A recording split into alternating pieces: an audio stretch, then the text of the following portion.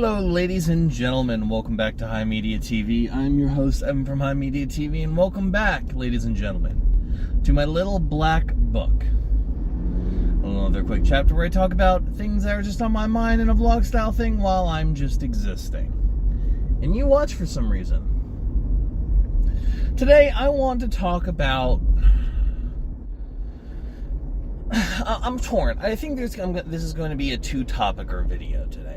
Mainly because there's two things I want to talk about. The first thing I want to talk about is how companies steal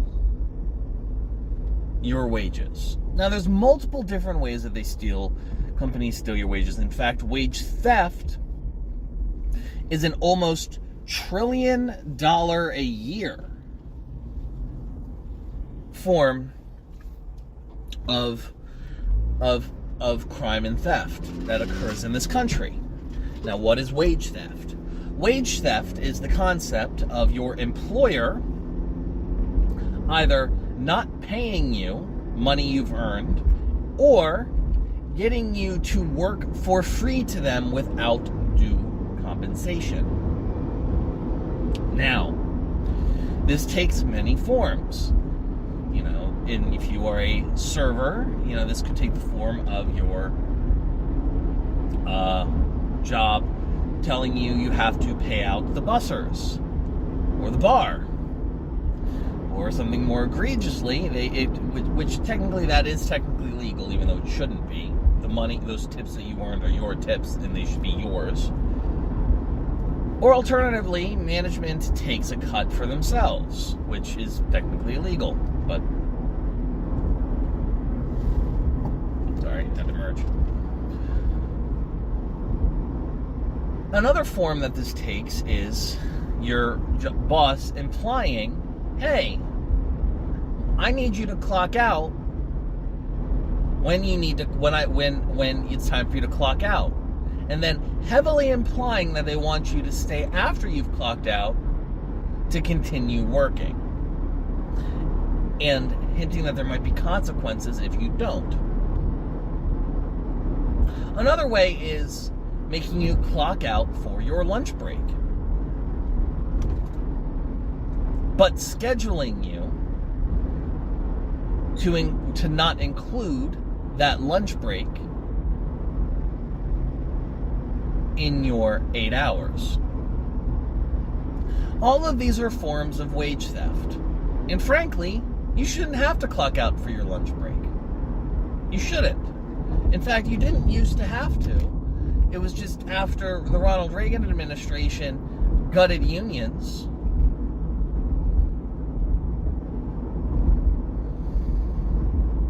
And unions eventually became captured by racist white people who cared more about race solidarity than class solidarity. And there's a reason why unions suck ass now.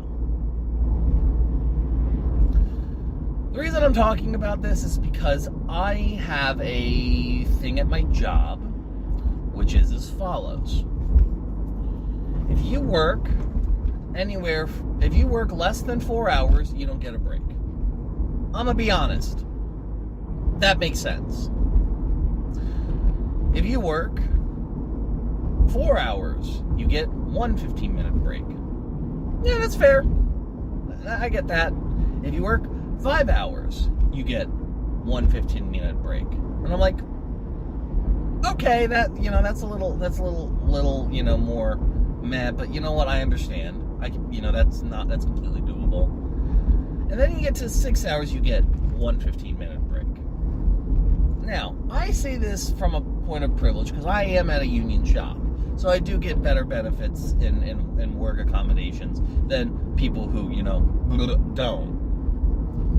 But I do think that I would rather work 8 hours, get two 15-minute breaks and an unpaid lunch, than I would want a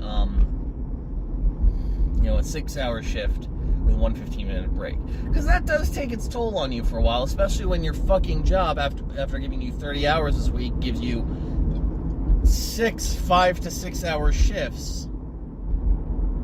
as kind of like, I don't know. It's rough. It's rough. That being said, I do think that ultimately, like, more jobs should have more breaks and more, paid lunches, primarily because you're a worker. Like, unless you're like watching this in the C-suite, which of course you wouldn't be, you're a worker. You work your ass off. I work my ass off. You might work a harder job than me, and you know what? That's fine. All the more reason you deserve to have, more breaks, more and paid lunch. You deserve it. I'm not the enemy here for having it. It's them for being the enemy for not giving it to you, and you deserve it. That's my point. You work your ass off, and you deserve to have that. You work your ass off every damn day. You deserve to have those kinds of accommodations at work. And hell, you probably deserve, you know what? You also fucking deserve an extra $3 an hour on your paycheck. You deserve that. You deserve that. You've earned that through the amount of effort you put every day in at your job. And I respect you for that. Whether you have an easier job than me, whether you have a harder job than me. I work at a deli, on my feet, on concrete floor, hurting my back every damn day, serving entitled, bougie, boomer-ass customers, feeding them slop that I would expect to be served in a prison food from a deli case. Maybe you have a harder job than me, maybe you have an easier job than me. All I'm saying is that you work.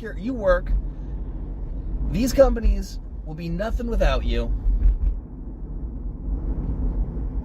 You deserve it. We should fight for it. And this kind of brings me to my follow-up of why we don't. Because here's my thing, right? One of my biggest frustrations when it comes to this country is that there is a segment of the population that is so brain poisoned. Sorry, there's a cop and I'm leery. That they are ostensibly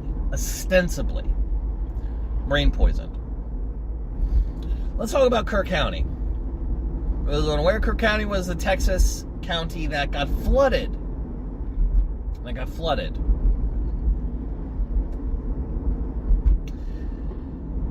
All those, and had those little girls lose their lives. A tragedy. And when I bring this up, I am very much somebody who says we cannot say that the people in red states deserve the things that happen to them. Because a lot of cases is that red states are purple states held hostage by their Republican governments. And so there are plenty of people that share our politics who do not like the way things happen, who are stuck. And even then, we should have empathy for our fellow humans. And at a certain point, though, I do want to say that if we're going to talk about the maggots, the cultists, the right-wingers and conservatives and Republicans who are so brain poisoned by 40 years of conservative propaganda vis-a-vis Fox News, Rush Limbaugh, and Breitbart, the newspaper, that we have to start criticizing them mildly when they do dumb shit. And what's the dumb shit in question, you might ask? Well, during the Biden administration, the Kerr County officials, because of public comment, when a lot of the county came out to the courthouse and made it very clear they were not particularly thrilled of the idea of $10 million being given to them by the Biden administration. Why was Kerr County getting $10 million?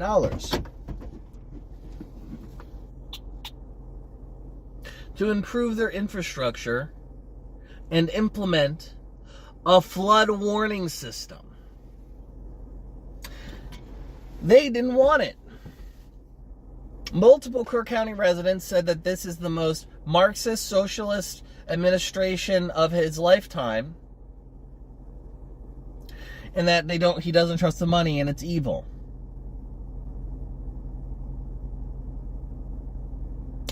And then, when it came to deciding whether or not to keep the money, they decided to keep it. Why did they decide to keep it? Because, to use one resident's words, and corroborated by an official, they don't want the money going to a blue state like New York, New Jersey, or California.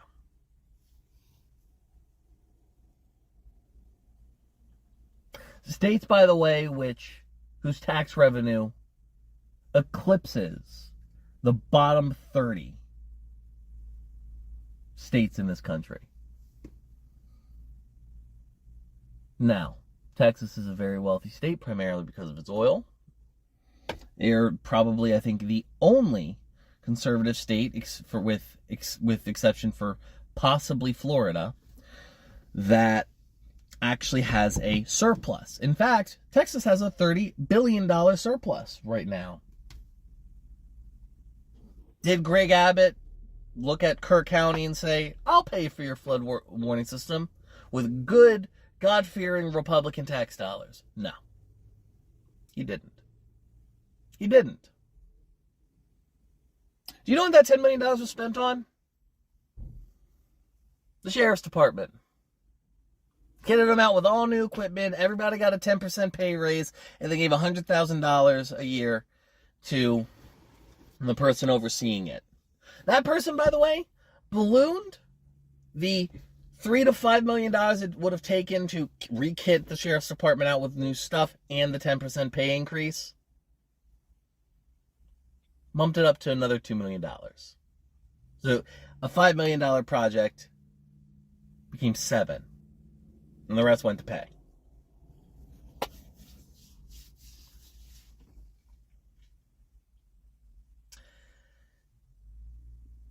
Obviously, the Kerr County officials should, be held responsible for this. But, at a certain point, aren't the residents responsible too? They didn't ultimately vote, and send the money out themselves. But, they're brain broken. I see brain broken people at this job every day. It's pathetic. And the worst part is that they're usually over a certain age. These motherfuckers are going to be dead before they get to see the consequences of their actions. How they affect me. You, even. Needless to say, it's frustrating. Irritating. What can I say?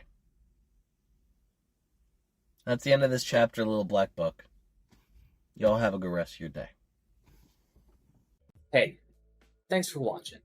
If you want to talk to me outside of this video, outside of live streams, or just join the community and be a part of it, you can do so at HIMediaTV/Discord. Discord links there. We'd love to have you. And given the financial situation of the economy right now, I know this is a tall ask, but if you have the scratch to spare, please consider donating and becoming a supporter at HIMedia.gg/tip. All of our perks are serviced through our Discord channel, including early access videos, exclusive videos, and more. Your generosity is a blessing, and $1 a month is a boon to my mental health. Thank you so very much for watching. I appreciate you, and have a great day.